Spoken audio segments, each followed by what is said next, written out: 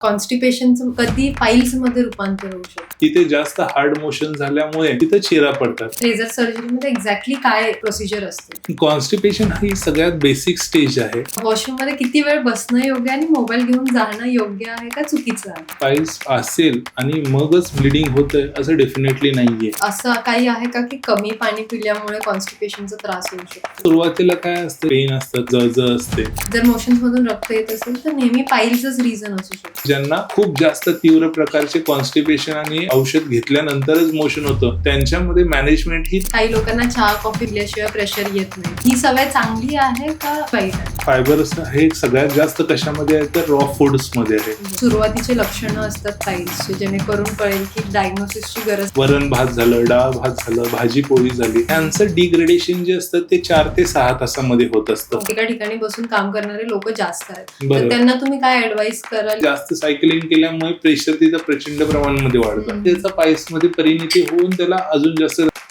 तिखट खाल्ल्याने पाईल्स होऊ शकतात, तर ते कितपत खरं आहे? 12 ते 14 तास पण लोकांना काम करावं लागतं. हे लाईफ शेड्यूल तुमचं किती दिवस चालू शकतं? 2 महिने, 4 महिने, 6 महिने, 8 महिने. कॉन्स्टिपेशन म्हणजे नेमकं काय आहे? पाईल्स मध्ये होतं, कधी फिशर मध्ये होतं, कधी ऍप्सेस मध्ये होतं, असं वेगवेगळ्या आजारामध्ये होतं. ते सुरुवात इथूनच होते. साईड इफेक्ट्स काही असतात का? इंटेस्टायनल मोटिलिटीसाठी सगळ्यात इम्पॉर्टंट काय असतं? तर एक्झॅक्ट चांगलं रुटीन काय असेल की ज्याच्यामुळे कॉन्स्टिपेशन होणार नाही? ब्लिडिंग हे डेंजरस साईन डेफिनेटली आहे. प्रेग्नेन्सी आणि डिलिव्हरी नंतर असे बरेच केसेस पाईल्सचे बघायला मिळतात. एक इंटरनल पाईल्स आणि एक एक्सटर्नल पाईल्स. की आपल्याला एखादी जखम झाली आणि वरतून आपण मीठ टाकतो. ऑपरेशनची गरज एक्झॅक्टली केव्हा लागते? असं मिनिमल इन्व्हेसिव्ह सर्जरी आहे. बऱ्याच लोकांना मोबाईल घेऊन जाण्याची सवय असते बरं. वॉशरूमला जाताना. की इंडियन टॉयलेट इज बेटर का वेस्टर्न टॉयलेट इज? नमस्कार सर, सर्वात पहिल्यांदा तुमचं खूप खूप स्वागत आहे डिजिडॉक या पॉडकास्टमध्ये. Thank you very much. आपण सरळ प्रश्नांपासून सुरुवात करूया. सर, माझा पहिला प्रश्न असा असेल की कॉन्स्टिपेशन म्हणजे नेमकं काय आहे, आणि असं आहे का की जर रोज शौचाला नाही झालं तर it is a sign of constipation? हा सर्वात महत्वाचा प्रश्न आहे आणि बऱ्याच लोकांचा गैरसमज याच्यामध्ये काय आहे की रोज आपल्याला जर मोशनला गेलो तरच कॉन्स्टिपेशन किंवा ह्या गोष्टी नसतात असं लोकांचा गैरसमज आहे. पण याच्यामध्ये मुख्यतः आपल्याला काय बघायला पाहिजे, रोज मोशनला जाणे हा क्रायटेरिया नाहीयेच आहे. तर वैद्यकीय भाषेमध्ये जर आपण सोप्या भाषेत समजून घ्यायचं झालं तर काय आपल्याला लक्ष द्यायला पाहिजे की खूप कडक मल होणे किंवा खूप वेळ मोशनला जाणे, 20 किंवा 30 मिनिट खूप वेळ जाणे, किंवा आठवड्यातून 3 पेक्षा कमी वेळा मोशन होणे, किंवा मोशनला जेव्हा पण जातो तेव्हा खूप जोर करून लावणे, ही ऍक्च्युअली कॉन्स्टिपेशनची डेफिनेशन आहे. कॉन्स्टिपेशन मध्ये जर 2 व्यक्तींचा आपण जर विचार केला तर एका व्यक्तीला जर रोज मोशन होतं आणि एका व्यक्तीला जर आठवड्यातून 2 किंवा 3 वेळा मोशन होतं. पण ज्या व्यक्तीला आठवड्यातून 2 किंवा 3 वेळाला मोशन होतं, गेल्यानंतर लगेच जर मोशन होत असेल तर सेकंड कॅटेगरी ही कॉन्स्टिपेशनच्या कॅटेगरीमध्ये येत नाहीये. तर फर्स्ट कॅटेगरी जो मनुष्य आहे जो रोज मोशनला जातो पण त्याचं कॉन्स्टिपेशन म्हणजे त्याला कडक संडास होते, खूप वेळ लागतो आणि वारंवार त्याला असं अस्वस्थ वाटतं किंवा मोशन पूर्ण क्लिअर नाही झालं असं वाटतं, त्याला आपण कॉन्स्टिपेशन इझिली आपण डायग्नोज करू शकतो किंवा कॉन्स्टिपेशनच्या कॅटेगरीमध्ये आपण म्हणू शकतो की याला कॉन्स्टिपेशन आहे असं. बर. आणि आजकाल हा त्रास जो आहे कॉन्स्टिपेशनला तो प्रत्येक घरी बघायला भेटतो, तर मग हा इतका अचानक का वाढला आहे?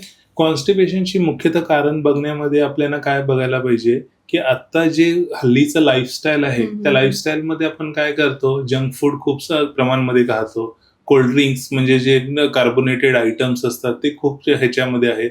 त्यातच आत्ता जे वर्किंग जे आपली एन्व्हायरमेंट म्हणा किंवा बाकी सगळं झालेलं आहे, म्हणजे फॉर एक्झाम्पल आता पुण्यासारख्या सिटीमध्ये आपण बघतोय तर IT प्रोफेशनल किंवा बाकी जेवढे काही प्रोफेशनल असतील ते ऑफिस वर्क, डेस्क वर्क अशाच प्रकारचे आहेत. त्यामध्ये मोस्टली आपण 8 ते 10 तास परसिस्टंट एका जागेवर बसतो. आणि दुसरं आहे की मेंटल स्ट्रेस आणि स्ट्रेन सध्या खूप जास्त वाढलेला आहे. एका जागी परसिस्टंट आपण 8 ते 10 तास बसल्यामुळे काय होतं की आपल्या मोटिलिटी किंवा इंटेस्टायनल मोटिलिटी जी असते ती स्लो होते. त्यामुळे आपल्याला काय होतं की मोशन प्रॉपरली क्लिअर होत नाही.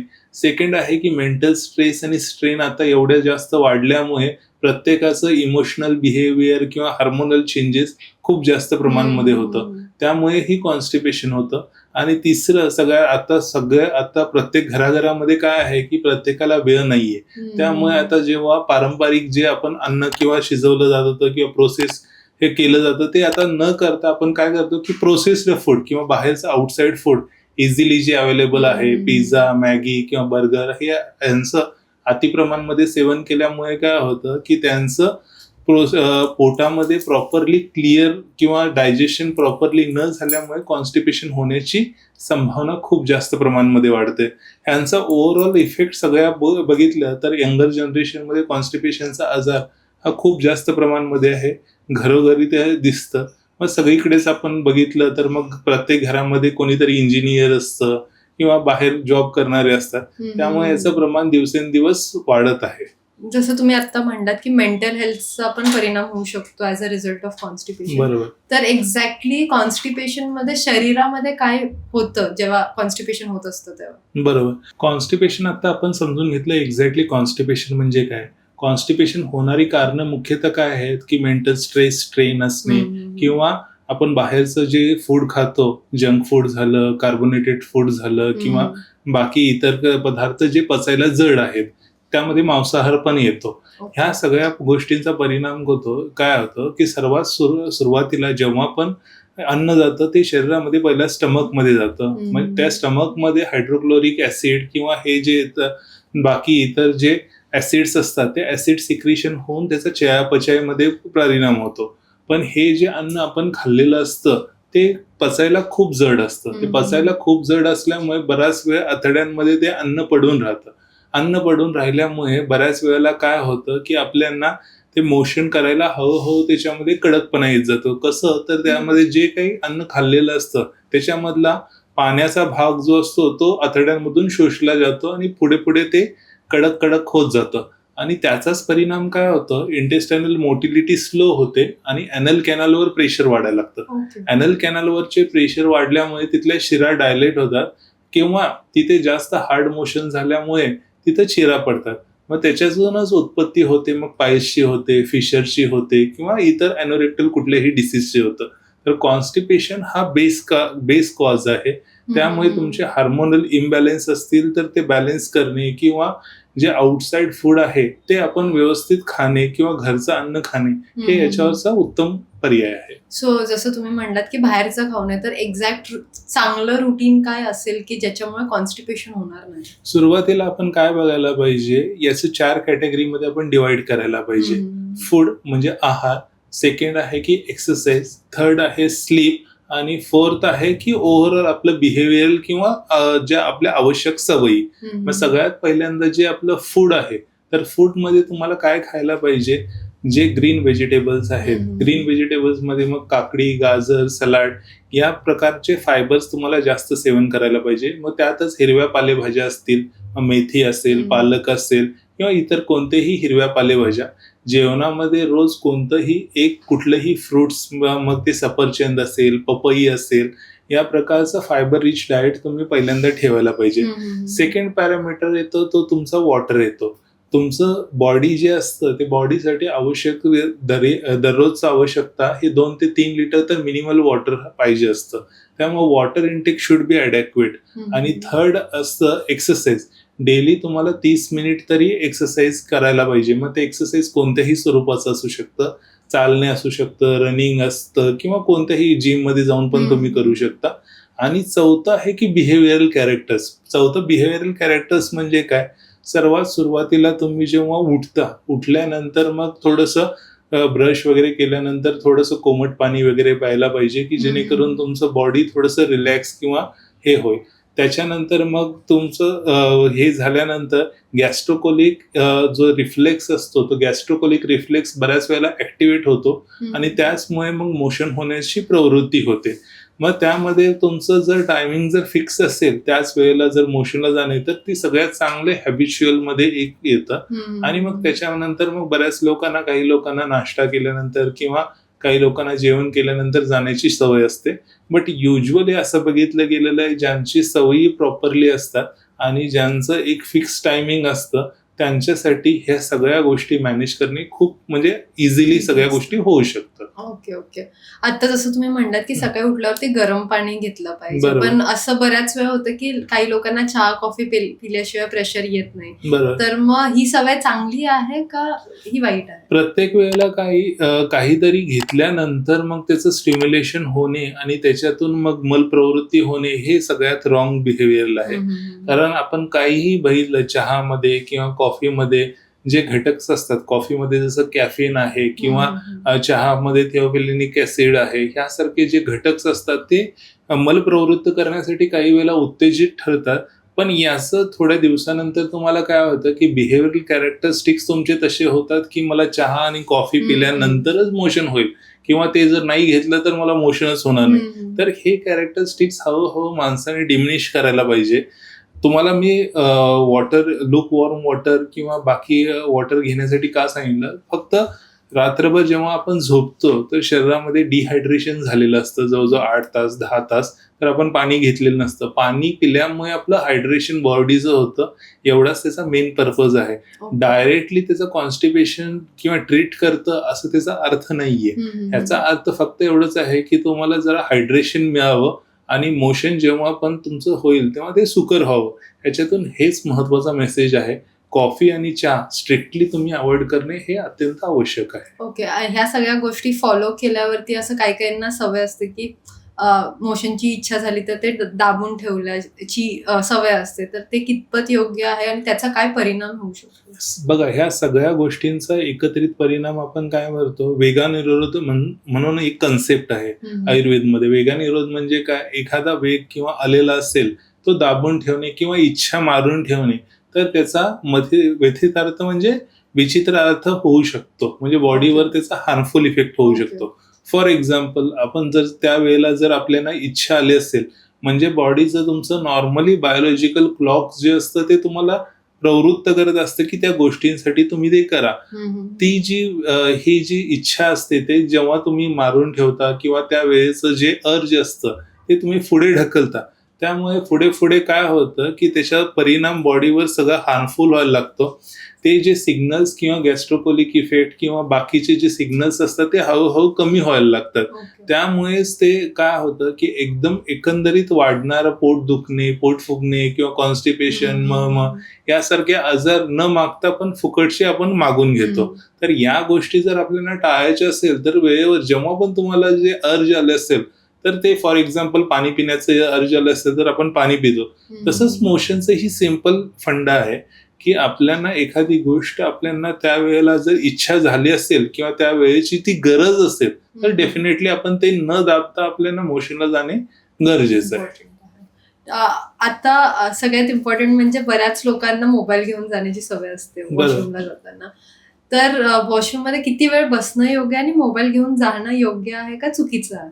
सर्वात महत्वाचं लक्षात ठेवा तुम्ही, ह्युमन नेचरमध्ये जेवढं काही इन्व्हेन्शन किंवा आत्तापर्यंत रिसर्च झालेत गॅस्ट्रोएंटरोलॉजिस्टचे किंवा काय, तर ह्याच्यामध्ये आत्तापर्यंतचा निष्कर्ष काय आहे, तुमचं मोशन जेव्हा पण तुम्ही जाता 3 ते 5 मिनिट हे सफिशियंट टाइम आहे की ज्या पिरियडमध्ये तुम्ही तुमचं मोशन क्लिअर करायला पाहिजे.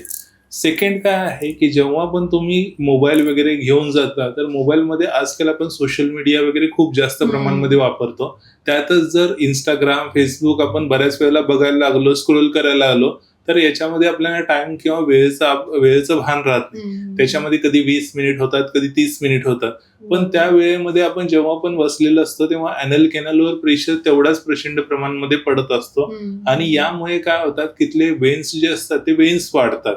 वेन्स वाढल्यामुळेच मग त्याचं मग प्रतिगमित मग पाईल्स मध्ये होतं, कधी फिशर मध्ये होतं, कधी ऍप्सेस मध्ये होतं, असं वेगवेगळ्या आजारामध्ये होतं. तर सुरुवात इथूनच होते. मग ही सुरुवात जर तुम्हाला टाळायचं असेल तर सोशल मीडियाला तुम्ही बाथरूम पासून अवॉइडच करा किंवा आउटसाईड ठेवा. तेवढ्या वेळापुरतं तुम्ही ते बघण्याचा मोह तुम्ही तेवढा आवरला तर हे बाकी सगळ्या ज्या पुढे येणारे जे डेंजरस आजार आहेत त्यापासून तुम्ही नक्की वाचू शकता. आणि 3 ते 5 मिनिट माझ्या मते आयडियल टाइम आहे. जास्तीत जास्त 10 मिनिटांमध्ये तुमचा तो कार्यक्रम आठवला तर बाकीचे 20 मिनिट तुम्ही सोशल मीडिया बाहेर येऊन बघू शकता. अगदी बरोबर. तर ऍज अ डॉक्टर म्हणून तुम्ही काय ऍडवाइस कराल की इंडियन टॉयलेट इज बेटर का वेस्टर्न टॉयलेट इज बेटर? हे बघा, आता पारंपरिक ह्याच्यानुसार भारतीय संस्कृतीमधून आपण जर बघितलं जो आपलं इंडियन टॉयलेट आहे that is the totally ideal. का तर जेव्हा पण आपण बसतो त्याच्यामध्ये 135 डिग्रीचा अँगल बनतो, जो की नॅचरली मोशन क्लिअर करण्यासाठी योग्य आहे. पण वेस्टर्न टॉयलेट हे अगदीच खराब आहे किंवा काय आहे असं अजिबात नाहीये. ज्यांना गुडघ्याचा त्रास आहे किंवा ज्यांना पाठीचा त्रास आहे किंवा ज्यांना बसायला उठायला खूप त्रास आहे त्यांना वेस्टर्न टॉयलेट अगदी खूप चांगलं आहे. पण याच्यामध्ये एक लक्षात घ्या की जेव्हा पण आपण इंडियन टॉयलेटमध्ये बसतो त्यावेळेला मोशन किंवा जो अँगल बनतो त्यामध्ये रेक्टम, ॲनल कॅनल याच्यातून मोशन हे इझिली जायला सोपं पडतं. आणि जेव्हा आपण डायरेक्टली कमोडवर न बसता इंडियन टॉयलेटवर बसतो त्यावेळेला आपण जास्त वेळ बसू शकत नाही, त्यामुळे मोशन इझिली किंवा लवकर होण्याची शक्यता असते. त्यामुळे Indian toilet is always better. पण ह्याच्यामध्ये पण जर वेस्टर्न टॉयलेटमध्ये जर आपण उपाययोजना करायचंच म्हटलं तर जर कॉन्स्टिपेशन जर ज्या कोणाला असेल त्यांच्यामध्ये आपण काय करायला पाहिजे, छोटासा स्टूल जो असतो तो स्टूल पायाखाली ठेवायला पाहिजे. त्याच्यामुळे काय होतं, गुडघ्याची उंची वाढते आणि जो अँगल आहे तो अँगल ऑटोमॅटिकली त्यांचा वाढतो. त्यामुळे मोशन क्लिअर व्हायला पण मदत होते आणि हा नॅचरल उपाय आहे जो की कॉन्स्टिपेशन पासून डेफिनेटली प्रिव्हेंट करू शकतो. त्यामुळे ह्या छोट्या छोट्या गोष्टीमध्ये जर बदल केला तर डेफिनेटली जो आपल्याला इंडियन टॉयलेटमध्ये जो फायदा मिळतो तोच आपण वेस्टर्न मध्ये पण आराममध्ये मिळू शकतो. Okay. Coming again on diet and lifestyle, असं काही आहे का की कमी पाणी पिल्यामुळे कॉन्स्टिपेशनचा त्रास होऊ शकतो? हा सगळ्यात महत्वाचा आणि योग्य क्वेश्चन आहे. डाएट आणि वॉटर इनटेक हा सगळ्यात इम्पॉर्टंट पार्ट आहे कॉन्स्टिपेशन मध्ये. समजून घ्या तुम्ही. मी एक छोट्याशा उदाहरणामधून तुम्हाला समजून सांगतो. समजा आपण एखादं पाईप आहे, त्या पाईपमध्ये फक्त माती टाकलेली आहे आणि ती ड्राय माती आहे. तर ती ड्राय माती जर आपल्याला पुढे किंवा सरकवायचं किंवा काय हे असेल तर ते शक्यच नाहीये. तसंच जर आपण वॉटर इनटेक इकडून टाकलं आणि वॉटर इनटेक फोर्सफुल टाकलं तर ते सगळं माती बाहेर पडेल. तसंच इंटेस्टायनल मोटिलिटीसाठी सगळ्यात इम्पॉर्टंट काय असतं किंवा पुढे ढकलण्यासाठी काय असतं तर वॉटर इज व्हेरी इम्पॉर्टंट. तर वॉटर जेव्हा पण बॉडीमध्ये जातं तर बॉडीमधली शुष्कता कमी होते. शुष्कता कमी होते म्हणजेच काय, याच्यामध्ये जो मलमध्ये जो ड्रायनेस आलेला असतो तो ड्रायनेस कमी होतो. त्यामुळे इझिली मोशन जाण्यासाठी हे होतं. त्यामुळे हायड्रेशन इज व्हेरी इम्पॉर्टंट. आणि त्याचबरोबर जेव्हा पण आपलं हायड्रेशन तिथं असतं त्यामुळे मग पाईल्समध्ये म्हणा किंवा फिशरमध्ये जे कट्स किंवा बाकीचे जे इजा होण्याची शक्यता असते ती डेफिनेटली आपल्याला वाटते तिथं तर कमी होतेच. प्लस ओव्हरऑल वॉटर इनटेक सगळ्या बॉडीसाठी आवश्यक आहे. त्यामुळे वॉटर इज मस्ट. ओके. मगाशी तुम्ही बोलताना म्हणलात की पाणी आणि फायबर इनटेक जास्त चांगला पाहिजे. बरोबर. तर मग अशा कुठल्या पदार्थांमध्ये फायबर्स असतात आणि कसा त्याचा इनटेक डेली केला पाहिजे का कशा पद्धतीने त्याचं इनटेक झालं पाहिजे? फायबरमध्ये सगळ्यात लक्षात घ्या, फायबर हे सगळ्यात जास्त कशामध्ये आहे तर रॉ फूड्स मध्ये आहे. रॉ फूड्स मध्ये काय येतं, मग काकडी येतं, गाजर येतं, टोमॅटो येतं, हे सगळे रॉ फूड्स झाले. त्याच्याच बरोबर मग फ्रुट्स मध्ये कम्प्लीट फ्रुट्स असतील, मग ऍपल असेल, संत्री असेल, मोसंबी असेल, पपया असेल, ह्या सगळ्या जे फुल ह्याच्यामध्ये फ्रुट्समध्ये फायबर रिच डाएट आहे. त्याचबरोबर जर पूर्ण जर कडधान्य मध्ये जर बघितलं आपण, मग बाजरी असेल किंवा गहू असेल, हे ह्याच्यामध्ये पण फायबर रिच डाएट आहे. तर या सगळ्या गोष्टींचा एकत्रित परिणाम असं होतं की ते फायबर रिच डाएट असल्यामुळे मोशन इझिली पास व्हायला किंवा बल्क लॅक्झेटिव्ह म्हणून हे काम करतात. त्यामुळे मोशन ऑटोमॅटिकली प्रॉपरली निघायला आणि कॉन्स्टिपेशन पासून प्रिव्हेंट व्हायला खूप याचा मदत होतो. याच कारण याचं डायरेक्ट शोषण होत नाहीये, तर ऍब्सॉर्प्शन कमी असल्यामुळे ते बल्क फॉर्मेशन मध्ये करतं आणि बल्क फॉर्मेशन करून मोशनला प्रॉपरली बाहेर काढतं. त्यामुळे fibre is must in this case. आणि वॉटर इनटेक तर मी मगाशी सांगितलं तसं वॉटर या ह्याच्या गोष्टीला डेफिनेटली हेल्प करतं. ओके. आणि ऑपोजिट टू दिस की कुठल्या फूड्स नाही कन्झ्युम केले पाहिजे जेणेकरून कॉन्स्टिपेशन किंवा पाईल्सचा त्रास होऊ शकतो पुढे? सगळ्यात महत्वाचं लक्षात घ्यायला काय पाहिजे, आपल्या बॉडीमध्ये हायड्रोक्लोरिक ऍसिड जे आहे किंवा जे ऍसिड सिक्रेशन आहे ते लिमिटेड प्रमाणामध्ये आहे.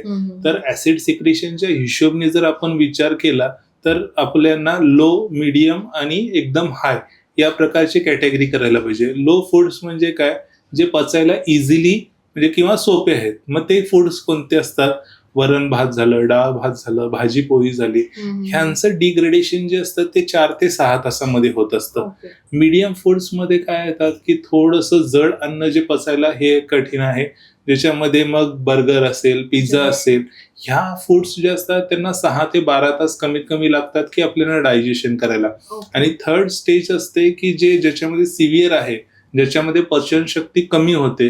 फॉर एक्झाम्पल आपण एकदा नॉनव्हेज खाल्लं तर ते पचन व्हायला आपल्याला 12 ते 24 तास लागतात. म्हणजे थोडक्यात याच्यामध्ये काय समजून घ्यायचं आहे की आपलं ऍसिड किंवा आपलं पचनशक्ती जे आहे ते ह्याच्यामध्ये खूप कमी होते, ती याच्यामध्ये खूप खर्च होते. मग पचनशक्ती ज्याच्यामध्ये जास्त खर्च होते ते फूड्स आपल्याला अवॉइड करावे. ओके. मग ते फूड्स कुठले आहेत, आता मी जसं सांगितलं सगळ्यात बेस्ट कॅटेगरी कुठली आहे, जी पहिली कॅटेगरी जी माइल्ड मध्ये येते, जे 4 ते 6 तासामध्ये तुमचं अन्न व्यवस्थित पचवते, ती कॅटेगरी म्हणजे कुठली, मग तुम्ही फ्रूट सांगितलं, मी व्हेजिटेबल्स सांगितले, ती कॅटेगरी.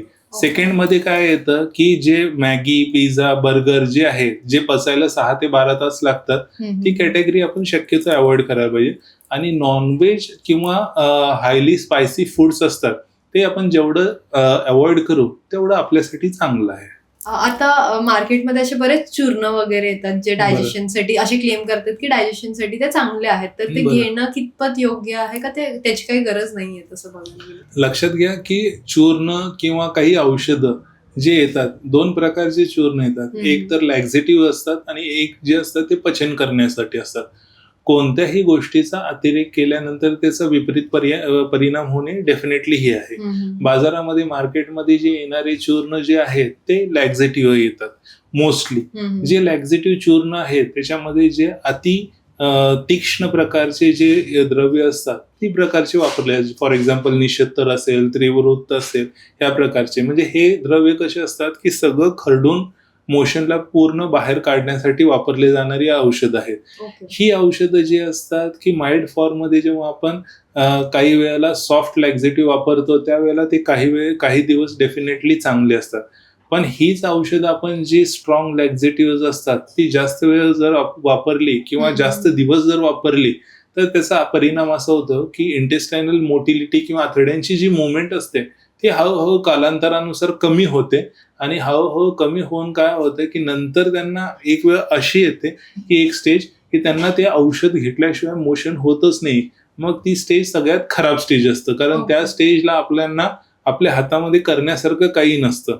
समजून घ्या तुम्ही की जे कॉन्स्टिपेशन आहे ते कॉन्स्टिपेशन कम्प्लीट मोठ्या आतड्यांचा आजार आहे, ना की फक्त ते एनल कॅनलचा. आणि आपण पूर्ण आतडं काढू शकत नाही सर्जिकली किंवा बायोलॉजिकली. आपण जरी त्याचं काही ट्रीट करायचं म्हटलं तरी त्याला लिमिटेडच औषध येतात किंवा सवयी येतात. त्यामुळे जेव्हा ह्या प्रकारचे पेशंट असतात की ज्यांना खूप जास्त तीव्र प्रकारचे कॉन्स्टिपेशन आणि औषध घेतल्यानंतरच मोशन होतं, त्यांच्यामध्ये मॅनेजमेंट ही तेवढंच डिफिकल्ट होतं किंवा जे सर्जिकल मॅनेजमेंट अवेलेबल आहे ते खूप कॉम्प्लिकेटेड आहे आणि त्याचा सक्सेस रेट ही खूप कमी आहे.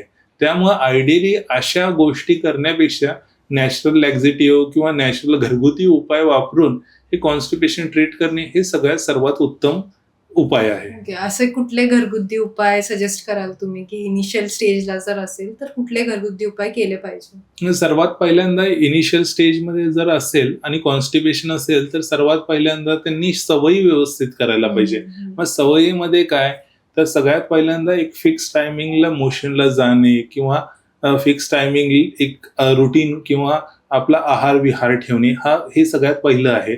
सेकंड पॉइंट मध्ये काय येतं की घरगुतीमध्ये मग काही वेळेला गरम पाण्यामध्ये पण काही वेळेला लोकांना फरक पडतो. म्हणजे लूक वॉर्म वॉटर सकाळी घेतल्यानंतर बरं वाटतं.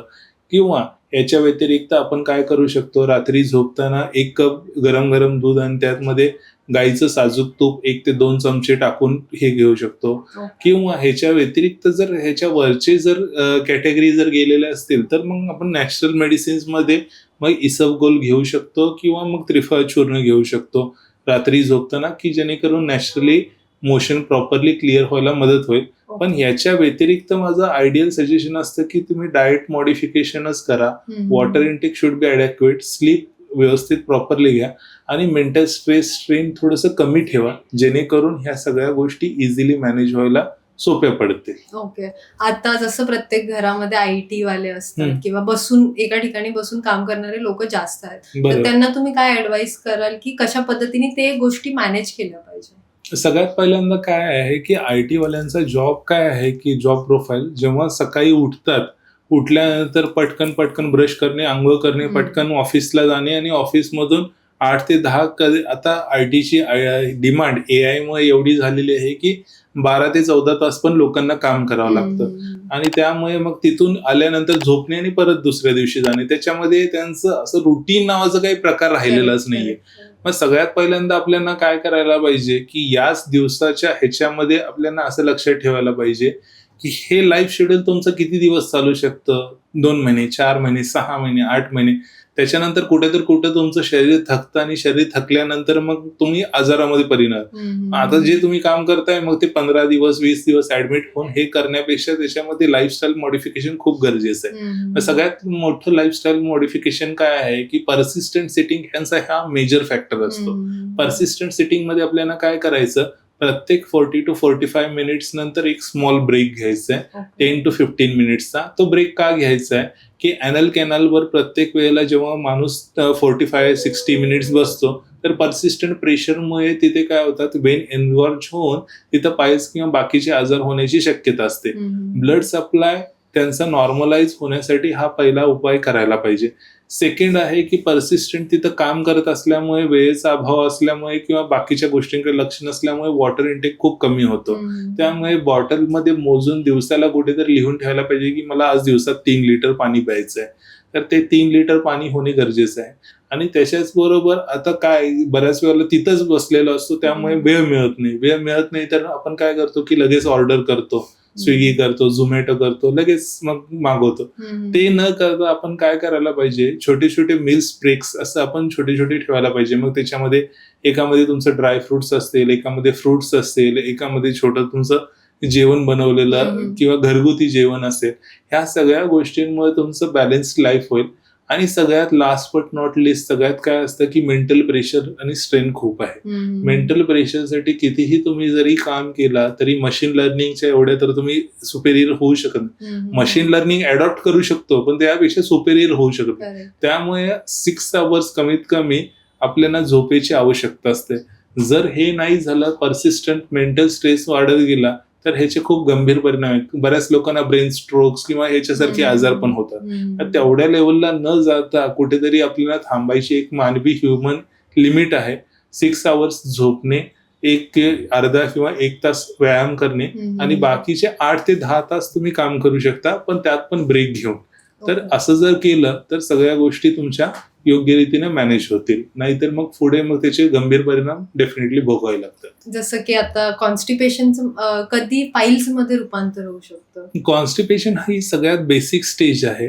कॉन्स्टिपेशन जेव्हा पेशंटला होतो आणि त्यांनी जर सगळ्या गोष्टी जर मी सांगितलेलं रुटीन फॉलो केलं तर डेफिनेटली त्याचा परिणाम लगेच पाईल्समध्ये होत नाही. हम्म. बट हे परसिस्टंट कॉन्स्टिपेशन असेल आणि त्याच्याबरोबर जर कोणीही जर परसिस्टंट प्रेशर तिथं लावत असेल ॲनल कॅनलवर, मग त्याचं हळूहळू रूपांतर होतं. ही स्टेज यायला बरेच दिवस लागतात. काही वेळेला काही लोकांना 4 महिने लागतात, काही लोकांना 6 महिने लागतात, असं बराच कालावधी लागतो. ओके. बट तो कालावधी निग्लेक्ट केल्यानंतर मात्र ते खूप जास्त प्रमाणामध्ये अग्रेसिव्हली त्याची वाढ होते. हम्म. त्यामुळे अर्ली डायग्नोसिस करून त्याचं ट्रीटमेंट करणे किंवा घरगुती उपाय अर्ली स्टेजला करणे हे सगळ्यात महत्वाचं आहे. ओके. आणि असे काय सुरुवातीचे लक्षणं असतात पाईल्सचे जेणेकरून कळेल की डायग्नोसिसची गरज आहे किंवा डॉक्टरांकडे जायची गरज आलेली आहे? सगळ्यात सुरुवातीला काय असतं की छोटा मोठा तिथं थोडंसं पेन असतं काही लोकांना, काही वेळेला जळजळ असते, हम्म. पण काही लोकांना सिव्हिअर ब्लिडिंग असते, काही लोकांना एवढं पेन असतं की तिथं बसता उठता पण येत नाहीये. ओके. तर हे स्टेजेसनुसार वाढत जातात. हम्म. नॉर्मल स्टेजेसमध्ये जेव्हा थोडंसं तुम्हाला बर्निंग होतंय किंवा काहीतरी मांसल भाग लागतोय किंवा काहीतरी तिथं अनकम्फर्टनेस होतोय किंवा कॉन्स्टिपेशन आहे, या कोणत्याही स्टेजपेक्षा थोडं जरी वाढलेलं असेल तर डेफिनेटली तुम्हाला डॉक्टरना व्हिजिट करायला पाहिजे. ओके. मग त्याच्यामध्ये मग ब्लिडिंग असेल किंवा अनवॉन्टेड तिथं स्टूलवर खूप जास्त प्रेशर करायला लागत असेल किंवा परसिस्टंट बर्निंग असेल, ह्या सगळ्या गोष्टी ज्या आहेत ह्या गोष्टी आपल्याला मोठ्या गंभीर आजारांकडे डेफिनेटली घेऊन जात असतात. मग ह्याच्यामध्ये ग्रेडेशन्स असतात. त्या ग्रेडेशन वाईज डेफिनेटली तुम्ही आयडेंटिफाय करायला पाहिजे की कसं तुम्हाला किंवा डॉक्टरांकडे लगेच जायला पाहिजे. ओके. मग ग्रेडेशन वाईज आपण बघूया की पुढे की कसं कोणत्या पद्धतीने आपल्याला पुढे जायला पाहिजे. ओके. जर मोशन्स मधून रक्त येत असेल तर नेहमी पाईल्सच रिझन असू शकतं का? हे बघा, सगळ्यात महत्वाचं आहे की पाईल्स असेल आणि मगच ब्लिडिंग होतंय असं डेफिनेटली नाहीये. पाईल्समध्ये जर ब्लिडिंग झालं तर डेफिनेटली सगळ्यात पहिल्यांदा तुम्हाला डॉक्टरांना व्हिजिट करणे आवश्यक आहे. याचं कारण काय? कारण पीआर ब्लिडिंग हे खूप आजारांमध्ये होतं. मग कोणकोणत्या हम्म. आजारांमध्ये होतं? ते कॅन्सरमध्ये पण होऊ शकतं. अल्सरेटिव्ह कोलायटिस म्हणजे आतड्यांचा एक आजार आहे, त्याच्यामध्ये पण होतं. क्रॉन्स डिसीज म्हणून एक आहे, तो आतड्यांचा आजार आहे, त्याच्यामध्येही होतं. पाईल्समध्ये होतं, फिशरमध्येही होतं, किंवा तिथं दुसरा कुठला अन्य आजार असेल तर त्याच्यामुळेही होतं. तर हे डायग्नोसिस करण्यासाठी सर्वात अगोदर तुम्हाला डॉक्टरांकडे जाणे खूप गरजेचं आहे. डॉक्टर तुमचे जर पहिल्यांदा प्रोक्टोस्कोपी करून बघतात की तुम्हाला पाईल्स, फिशर किंवा फिशुला यापैकी कुठला आजार तर नाहीये ना. जर याच्या व्यतिरिक्त पण वरून जर तुमचं रक्त किंवा काही सिग्मॉइड कोलोन मधून किंवा दुसरीकडून कुठून येत असेल तर त्याच्यासाठी कोलोनोस्कोपी नावाची टेस्ट असते, त्याच्याने आपण डिटेक्ट करतो. बट ब्लिडिंग हे डेंजरस साईन डेफिनेटली आहे. भलेही तुम्हाला ते फिशर मधून असो किंवा कोणत्याही गोष्टीमधून, तर इमिजिएट दाखवून त्याचं प्रॉपर ट्रीटमेंट करणे हे सगळ्यात इम्पॉर्टंट आहे तुमच्यासाठी. ओके. आणि पाईल्सचे किती प्रकार असतात आणि प्रत्येक प्रकाराला वेगवेगळे उपचार असतात का? हो, डेफिनेटली. पाईल्सचे प्रकार बेसिकली 2 प्रकारमध्ये आपण पाईल्स डिफाईन करतो. एक आतमधले पाईल्स आणि एक बाहेरचे. त्यालाच आपण इंग्लिशमध्ये आपण असं म्हणतो की एक इंटरनल पाईल्स आणि एक एक्सटर्नल पाईल्स. अच्छा. परत इंटरनल पाईल्सचे 4 ग्रेडेशन्स पडतात. ग्रेड 1, ग्रेड 2, ग्रेड 3 आणि ग्रेड 4. ग्रेड 1 म्हणजे काय असतं की पाईल्स हा म्हणजे काय असतं, म्युकोज आणि सबम्युकोजा म्हणजे अंतत्वचा आणि त्वचा ह्या दोन्ही वाढतात. कशामुळे वाढतात? तर आतमधले जे वेन्स असतात ते वेन्स डायलेट होतात, म्हणजे रक्तवाहिनी फुगते आणि त्याला आपण पाईल्स म्हणतो सिंपल भाषेमध्ये. तर या सर्वात अगोदरचा जो पाईल्सचा प्रकार असतो तो इंटरनल पाईल्स मधला ग्रेड 1, तो आतल्या आतमध्ये थोडासा सुजतो, त्याला आपण ग्रेड 1 म्हणतो. याच्यामध्येच ग्रेड 2 मध्ये काय असतं की तेच पाईल मास थोडंसं खाली येतात किंवा बाहेरच्याच बाजूला जस्ट येतात आणि ऑटोमॅटिकली आतमध्ये जातात, दॅट इज ग्रेड 2. ग्रेड 3 मध्ये काय होतं, हे ॲनल कॅनल मधून बाहेर येतात आणि पुश केल्यानंतर मग आत जातं, दॅट इज ग्रेड 3. ग्रेड 4 मध्ये ॲनल कॅनल मधून जो मांसल भाग येतो तो बाहेरच्या बाजूलाच राहतो आणि बराच वेळ राहतो, दॅट इज ग्रेड 4. असे ग्रेड 4 प्रकारचे असतात. आउटसाइड जे सांगितलं मी तुम्हाला एक्सटर्नल हिमोरॉइड्स असतात आणि बऱ्याच वेळेला दोन्हींचं मिक्सचर पण असतं, दॅट इज मिक्स्ड पाईल्स. म्हणजे इंटरनल प्लस एक्सटर्नल बोथ असतात, त्यांना आपण मिक्स्ड पाईल्स असं म्हणतो. ओके. असाही समज आहे की तिखट खाल्ल्याने पाईल्स होऊ शकतात, तर ते कितपत खरं आहे? बेसिकली काय आहे की तिखट खाल्ल्यानंतरच पाईल्स होतो हा समज अत्यंत चुकीचा आहे. तिखट खाण्याच्या पेक्षा अगोदर काय असते की तुम्हाला बऱ्याच अगोदरपर्यंत पाईल्सची सुरुवात झालेली असते. कारण काय असतं, ग्रेड 1 आणि ग्रेड 2 जे हे internal piles that is totally painless असतात आणि त्याच्यामध्ये काय झालेलं असतं, जोपर्यंत तुम्हाला ॲनल कॅनल मधून काहीतरी मांसल भाग बाहेर येत नाही किंवा काही लागत नाही तोपर्यंत तुम्हाला कळत नाही. आणि आता सध्याच्या परिस्थितीमध्ये काय आहे की आपण जे वेस्टर्न टॉयलेट वापरतो त्यामुळे बऱ्याच लोकांना माहितीच नसतं की असं काय आहे. मग जेव्हा ते सगळं मांसल भाग वगैरे वाढलेला असतो किंवा मग त्याचं मोशन खूप घासून जाते आणि आतमध्ये जखमा वगैरे होतात, त्यावेळेला जेव्हा आपण जे तिखट किंवा मांसाहार या प्रकारचे अन्न खातो त्यामध्ये काय होतं की ते सगळं घासून गेल्यामुळे, ते सगळं मसाल्यामुळे ते सगळं जळजळ किंवा बाकी सगळ्या गोष्टी वाढतात. हे थोडक्यात असंच आहे की जसं की आपल्याला एखादी जखम झाली आणि वरतून आपण मीठ टाकतो, ते त्या पद्धतीने ते सगळं प्रकार आहे. त्यामुळे तिखट हा निष्कर्ष नाहीये की बाबा तिखट खाल्ल्यानंतरच पाईल्स होतं किंवा तुम्ही हे, पण डेफिनेटली ज्या लोकांना जास्त प्रमाणामध्ये ह्या म्हणजे रोगाची किंवा आजाराची लागण झालेली आहे त्यांनी डेफिनेटली अवॉइड करणे हे त्यांच्यासाठी फायद्याचं नक्कीच राहतं. आणि असंही म्हणलं जातं की जिम मध्ये वजन उचलल्याने किंवा सायकलिंग केल्याने पण पाईल्सचा त्रास होऊ शकतो. बरोबर. आता ह्या जिमचा आणि सायकलिंगचा हे 2 कॉन्सेप्ट आहे, लक्षात घ्या. जेव्हा पण आपण जिम मध्ये हेवी वेट उचलतो, त्या हेवी वेट मध्ये काय असतं, पुश करताना किंवा हे करताना वरती उचलताना सगळा जो प्रेशर असतो तो टोटली ॲब्डोमेनवर लागतो आणि ॲबडॉमेनचं प्रेशर ॲनल कॅनलवर लागतं. जर एखाद्या व्यक्तीला जर पाईल्स ऑलरेडी आहे आणि त्याने जर तसंच जर परसिस्टंट जर जिम मध्ये जर वेट लिफ्टिंग केलं तर डेफिनेटली त्याचं कंडिशन वर्सच होणार आहे. पण याचा अर्थ असं नाहीये की ते ज्याला पाईल्स नाहीये त्यांनी वेट लिफ्टिंग केलं तर त्याचा परिणाम लगेच पाईल्स मध्ये होईल. तर याचा अर्थ असा नाहीये. ज्याला ऑलरेडी खूप जास्त आहे आणि त्याने जर वेट लिफ्टिंग केलं तर मग त्याला खूप जास्त त्रास होतो. सेम आपण सायकलिंग मध्ये बघूया. सायकलिंग मध्ये कसं असतं की जेव्हा पण आपण पॅडलिंग वगैरे करतो तर सगळं सीटवर आपण बसतो तर ॲनल कॅनलवर प्रेशर येतं. मग ॲनल कॅनल मध्ये पण ज्या सीटवर बसतो ती सीट व्यवस्थित नसणे किंवा त्याचं योग्य स्ट्रक्चर नसणे ह्याच्यामुळे पण त्रास होतो. आणि काही लोकांना ऑलरेडीच त्याचा त्रास असतो आणि त्याच्यामध्ये जास्त सायकलिंग केल्यामुळे प्रेशर तिथं प्रचंड प्रमाणामध्ये वाढतं आणि त्याचा पाईल्समध्ये परिणती होऊन त्याला अजून जास्त त्रास होण्याची शक्यता असते. पण ज्यांना पाईल्स नाहीये त्यांनी जिम आणि सायकलिंग डेफिनेटली करू शकता. पण ज्यांना जास्त प्रमाणामध्ये किंवा त्याचा जास्त त्रास होतो पाईल्सचा त्यांनी डेफिनेटली पाईल्समध्ये सायकलिंग आणि जिम डेफिनेटली स्ट्रिक्टली अवॉइड करायला हवं. Correct. Again going with pregnancy आणि डिलिव्हरी नंतर असे बरेच केसेस पाईल्सचे बघायला मिळतात, तर ते कशामुळे? प्रेग्नन्सीमध्ये सगळ्यात लक्षात घ्या तुम्ही की प्रेग्नन्सीमध्ये जेव्हा 5व्या, 6व्या, 7व्या, 8व्या आणि 9व्या महिन्यामध्ये बाळाची जशी जशी वाढ होते तसंच गर्भाशयाची वाढ होते. गर्भाशयाची वाढ झाल्यानंतर तेच त्याचं प्रेशर जे असतं ते कॅरी फॉरवर्ड ॲनल कॅनलवर होतं. ॲनल कॅनलवर झाल्यानंतर ते त्याचं प्रेशर प्रचंड प्रमाणामध्ये असल्यामुळे तिथले वेन्स वाढतात. त्यातच तुमचे आयर्नचे टॅबलेट, कॅल्शियमचे टॅबलेट ह्याच्यामुळे बऱ्याच लोकांना कॉन्स्टिपेशन होतं. आणि कॉन्स्टिपेशनमुळे तिथं जास्त घासून गेल्यामुळे तिथली जागा काय होते की बारीक होते किंवा खूप जास्त प्रमाणामध्ये पेन होतं.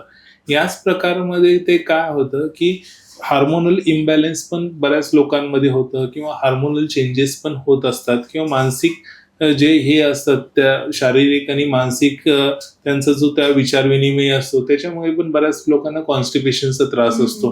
ह्या सगळ्यांचा एकत्रित परिणाम येऊन प्रेग्नन्सीमध्ये खूप लोकांना पाईल्सचा त्रास होतो. हे फर्स्ट पार्टमध्ये. आणि सेकंड पार्टमध्ये किंवा सुतिका परिचारिका किंवा पोस्ट प्रेग्नन्सीमध्ये काय होतं, जेव्हा प्रेग्नन्सी होतं प्रेशर तर रिलीज होतं पण बऱ्याच वेळेला जे आपल्याला प्रेग्नन्सीच्या दरम्यान घासून गेल्यामुळे ज्या जखमा झालेल्या असतात किंवा पाईल्स वाढलेले असतात ते बऱ्याच वेळेला मग आपण पोस्टपार्टम किंवा सुतिका परिचारिकामध्ये डिंकाचे लाडू किंवा थोडेसे असे गरम करणारे पदार्थ खाल्ल्यानंतर ते पुन्हा उद्भवतात आणि त्याच्यामध्ये खूप जास्त प्रमाणामध्ये मग पेशंटला बसायला त्रास होतो, उठायला त्रास होतो, खूप जळजळ होते. ह्याचं कारण काय असतं की पोस्टपार्टम मध्ये आईला म्हणावं तेवढं हे मिळत नाही, आराम मिळत नाही. त्याचं कारण काय, बाळाला खूप वेळाला पाजायला लागतं तर त्याचं परिणिती असं होतं की रात्री 2ला पाजलं, 4ला पाजलं साल, त्यामुळे झोप व्यवस्थित होत नाही. त्यामुळेही त्यांचं ऑलरेडी सगळं जे मेंटली जेवढं सगळं काम राहायला पाहिजे ते सगळं डिस्टर्ब होतं, हार्मोनल इम्बॅलन्स होतात आणि ऑलरेडी पाईल्सची परिणिती प्रेग्नन्सी पासूनच चालू झालेली असते. त्याचा परिणाम अत्यंत जास्त प्रमाणामध्ये पोस्टपार्टम पिरियडमध्ये आपल्याला दिसतो आणि त्यामुळे खूप जास्त प्रमाणामध्ये या लोकांमध्ये त्रास होतो. खूप सारे रिझन्स आहेत बेसिकली. बरोबर. सो ऑपरेशनची गरज एक्झॅक्टली केव्हा लागते पाईल्स मध्ये? हे बघा, ऑपरेशनची बेसिकली आपण स्टेजेसनुसार ऑपरेशनची गरज असते. ग्रेड 1 आणि ग्रेड 2 हे इंटरनल पाईल्सचे प्रकार जे असतात त्याच्यामध्ये आपण सुरुवातीला मेडिसिनलच ट्रीटमेंट करतो. ग्रेड 3 आणि ग्रेड 4 हे प्रॉपरली सर्जिकलच ट्रीटमेंट आहे. ग्रेड 3 आणि ग्रेड 4 मध्ये काय झालेलं असतं, मांसल भाग सगळा जो बाहेर आलेला असतो तो काहीही केल्या बाहेर म्हणजे आतमध्ये जाणार नसतो आणि मोशन जे काय होते तर तुमची ग्रॅव्हिटेशनल डिरेक्शननी खालीच जाणार असते. त्यामुळे ते पर्सिस्टंट प्रेशर वाढतच असतं. त्यातच पेशंटला बसणे, उठणे किंवा खूप जास्त पेन असणे, खूप जास्त ब्लिडिंग असणे. काही लोकांचं तर ब्लिडिंग एवढ्या जास्त प्रमाणामध्ये असतं की त्यांचं HB 3 किंवा 4 वर आलेलं असतं. त्यांना परत आपल्याला हिमोग्लोबिन किंवा रक्त BT वगैरे देऊन ट्रान्सफ्यूज करून आपल्याला मग नंतर ऑपरेशन करायला लागतं. पण बेसिकली ग्रेड 1 ग्रेड 2 मध्ये आपण काय करतो, औषध गोळ्या देऊनच आपण पेशंटला ट्रीट करण्याचा प्रयत्न करतो. ग्रेड 3 ग्रेड 4 मध्ये आपल्याला ऑपरेशनची गरज पडते.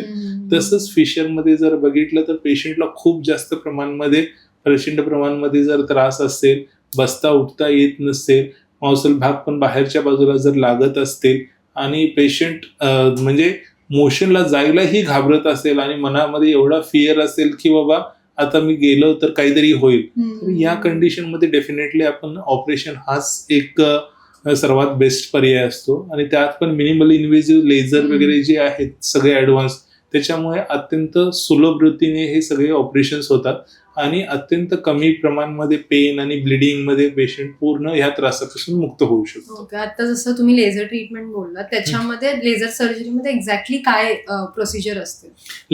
लेझर म्हणजे काय समजून घ्या पहिल्यांदा. एक लेझर एक असं एनर्जी आहे की हाय एनर्जी एक मशीन मधून निघते की जी प्रिसाइज एनर्जी आहे आणि जे मांसल भाग जे पाईल्सचे असतात तिथं जाऊन ती एनर्जी दिली जाते. त्या एनर्जीचं काम काय असतं की जे पाईल्स मध्ये जे मांसल भाग वाढलेले आहेत ते मांसल भाग सगळे सुकवून किंवा निर्जीव करणे, असं थोडक्यात कन्सेप्ट आहे. तसंच हे आतमधले आणि बाहेरचे दोन्ही प्रकारचे असतात. आतमधले जे असतात तिथं जाऊन आपण प्रिसाइज एनर्जी दिल्यामुळे ते सगळं जो मांसल भाग असतो तो पूर्ण कमी होतो आणि बाहेरचा एक्सटर्नल मांसल भाग जो असतो तो लेझरने आपण कट केला जातो. असं मिनिमल इन्व्हेजिव्ह सर्जरी आहे. फार काय ह्याच्यामध्ये कट करण्याची किंवा फाडण्याची चिरफाड करण्याची गरज नसते. त्यामुळे अत्यंत सोफिस्टिकेटेड आणि FDA म्हणजे US बोर्डने सगळे अप्रूव्ड केलेले असतात. आणि हे सगळे लेझर्स जे असतात ते सगळे आउटसाइड म्हणजे फॉरेन ह्याच्यामध्ये स्टँडर्ड प्रमाणे सगळे मेंटेन केलेलं असतात. त्यामुळे ह्याच्यामध्ये कमी जखम असल्यामुळे कमी इन्फेक्शन होतं, कमी पेन होतं किंवा रिकव्हरी फास्ट होते आणि लवकरात लवकर पेशंट घरीही जाऊ शकतो. हे जे बेसिकली ऍडव्हान्टेजेस आहेत. ओके. आणि साईड इफेक्ट्स काही असतात का? युजली साईड इफेक्ट असं लेझरचे काही नाहीये, पण जे जसं की ऑपरेशन झाल्यानंतर 7 ते 15 दिवस ब्लिडिंग होणे, पेन होणे किंवा थोडंसं तिथं रक्त जाणे किंवा चुरचुरणे ह्या सगळ्या गोष्टी नॉर्मल आहेत की ज्या की पोस्ट ऑपरेटिव्ह नॉर्मल ऑपरेशन मध्ये केल्यानंतर ही सेमच असतात. युजली ह्याचं साईड इफेक्ट आपण असं म्हणू शकतो की नॉर्मल ऑपरेशन किंवा हे जे असतात पारंपरिक गतीने जे केले जातात ते थोडेसे स्वस्त प्रमाणामध्ये असतात किंवा खर्चिक कमी असतात. लेझर हे जे आहे ते ऍडव्हान्स टेक्नॉलॉजी आणि याच्यामध्ये जे वापरणारे फायबर किंवा हे जे असतात ते पण कॉस्टली येतात.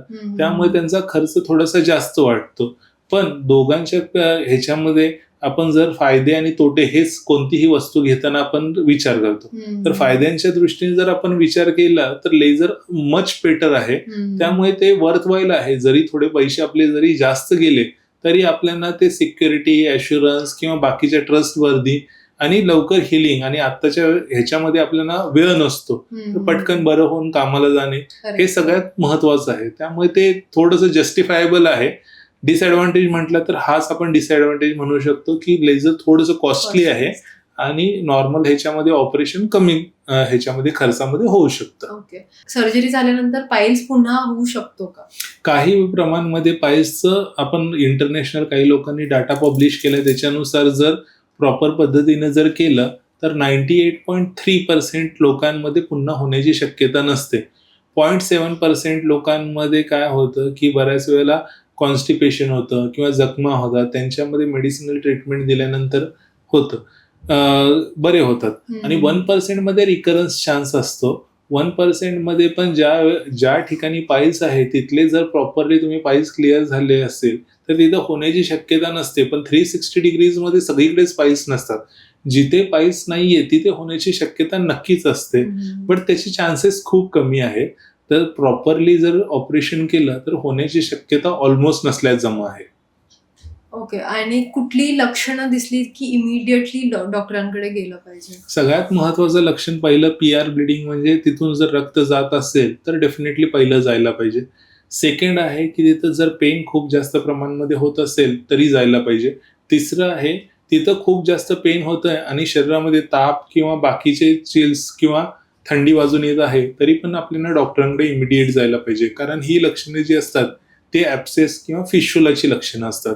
त्यामुळे डेफिनेटली इमिजिएट आपल्याला डॉक्टरांकडे जाणे गरजेचं आहे. सर, सो फायनली कन्क्लूड करायला तुम्ही ऑडियन्सला काय ऍडवाइस कराल की त्यांची डायजेशन किंवा कॉन्स्टिपेशन सारखे आजार किंवा पाईल सारखे आजार त्यांना होऊ नये म्हणून? सर्वात महत्वाचं लक्षात घ्या तुम्ही, आपण हृदयाची जशी काळजी घेतो, किडनीची जशी काळजी घेतो, तसंच ॲनल कॅनल किंवा गुदद्वाराची आपण काळजी घेणे गरजेचं आहे. तर ती काळजी आपण कसं घेऊ शकतो? तुमचं योग्य पचन म्हणजेच योग्य शरीराची राखण आहे. तर योग्य पचनसाठी तुम्ही काय करायला पाहिजे, योग्य आहार खायला पाहिजे आणि योग्य पाणी किंवा बाकी फायबर रिच डाएट आणि योग्य स्लीप आणि मेंटल स्ट्रेस कमी करायला पाहिजे. ह्या 3-4 ज्या बेसिक गोष्टी आहेत, त्या 3-4 ज्या बेसिक गोष्टी जर तुम्ही व्यवस्थित जर करू शकला तर याच्यासारखं काही चांगलं नाहीये. तर ह्या सगळ्या गोष्टी तुम्ही प्रॉपरली फॉलो केला तर डेफिनेटली तुम्ही स्वतःची तर काळजी घ्यालच, प्लस तुमच्या कुटुंबाची योग्य रीतीने काळजी घ्याल. कारण prevention is better than cure. त्यामुळे ह्या डेफिनेटली ह्या सगळ्या गोष्टींमध्ये न अडकता बेसिकली प्रिव्हेन्शन करण्याचाच प्रयत्न करा. आणि योग्य वेळेला तुम्हाला जर अशी कोणतीही सिम्पटम्स दिसत असेल तर लवकरात लवकर डॉक्टरला भेटून ते बरी करून घ्या. म्हणजे आजार फार किंवा दूरवर जाणार नाहीये आणि तुम्हाला ऑपरेशनची गरज पडणार नाही. अगदी खरं. Thank you so much sir. आमच्या ऑडियन्सला खूप चांगली माहिती मिळाली असणार आहे या पॉडकास्टच्या माध्यमातून आणि thank you so much for joining us today. Thank you. Thank you.